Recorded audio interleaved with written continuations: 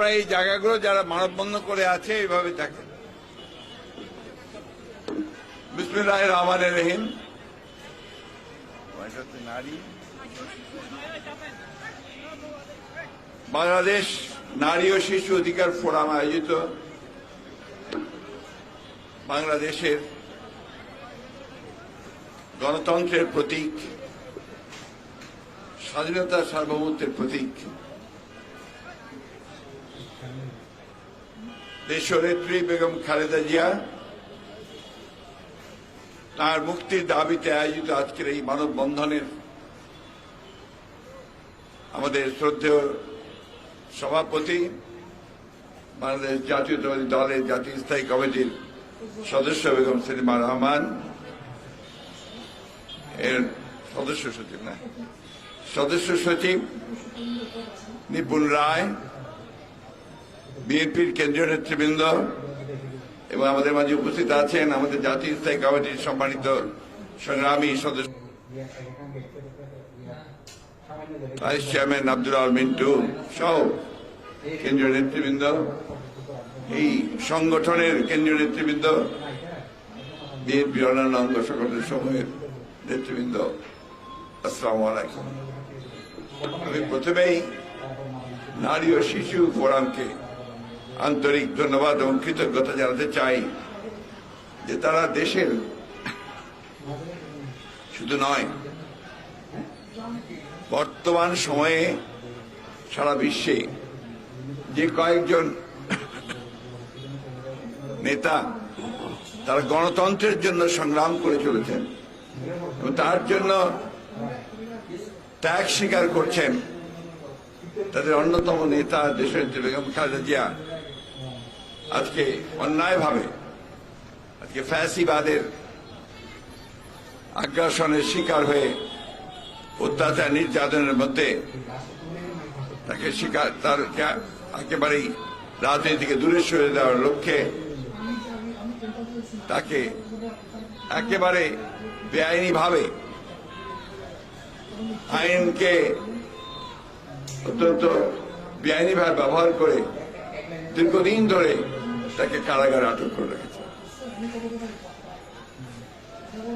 এই নেত্রী শুধু আজকে নয় বা স্বৈরাচার বিরোধী সংগ্রামের নেতৃত্বে নয় অথবা বাংলাদেশকে গড়ে তোলার ক্ষেত্রে তার ভূমিকার জন্য নয়, আমি বারবার যে কথাটা বলি, এই দেশের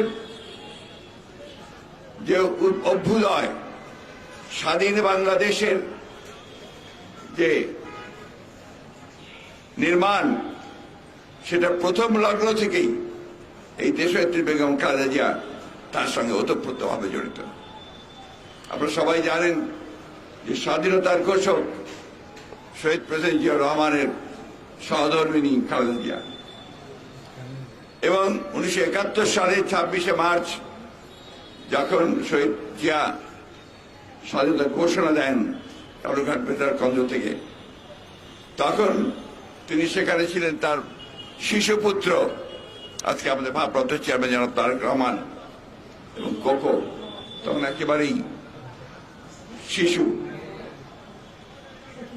তাদেরকে সঙ্গে নিয়ে এই দেশনেত্রী বেগম খালেদা জিয়া যখন জিয়াউর রহমান সাহেব যুদ্ধে চলে গেছেন ঘোষণা দিয়ে, তখন এই দুটি শিশুকে সাথে নিয়ে তিনি সমস্ত ঝুঁকি মাথায় নিয়ে তিনি গোপনে ঢাকায় এসেছেন।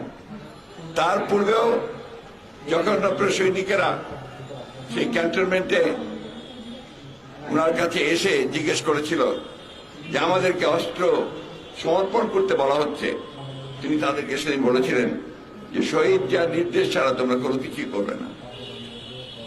সেই শুরু হয়েছিল তার মুক্তি সংগ্রাম, এবং ঢাকায় এসে অল্প কিছুদিনের মধ্যেই তিনি গ্রেফতার হয়েছিলেন পাক সেনাদের বাহিনীর, এবং দীর্ঘ 9 মাস তিনি কারাগারে ছিলেন পাক সেনাবাহিনী।